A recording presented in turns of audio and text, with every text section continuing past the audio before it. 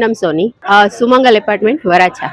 અમે ખૂબ મજા કરી આજના તહેવારમાં અને વર્ષોથી અમે સુમંગલમાં ખૂબ જ આનંદ ઉત્સાહ અને ઉલ્લાસથી હોળી મનાવીએ છીએ.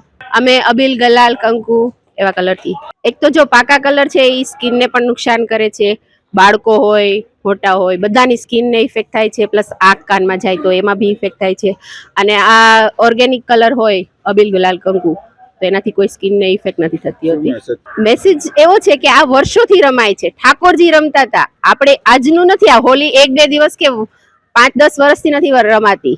કૃષ્ણ કાળમાં જ્યારે ભગવાન શ્રી કૃષ્ણ હતા એ ગોપીઓ સાથે હોળી રમતા હતા. એટલે એના દ્વારા આપણે અત્યારે એ શીખ લેવાની છે કે જીવનમાં આનંદ ઉલ્લાસ હોવા જોઈએ, સાથે સાથે રંગો પણ હોવા જોઈએ. હોલી છે એ આપણને શું શીખવે છે તો કે નવી ઉત્સાહ, નવી આશા, નવા રંગો, એનાથી આપણું જીવન કેવું પ્રભાવિત થાય એ શીખવે છે આપણને.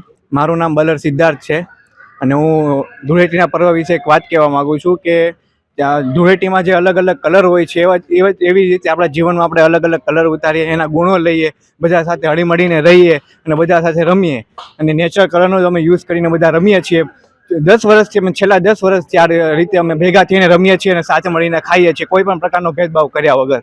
અમે ગુલાલ છે, કેસુડાનું પાણી છે, બલૂન છે, ત્યાંથી રમીએ છીએ. મજા આવે છે અમને બહુ જ.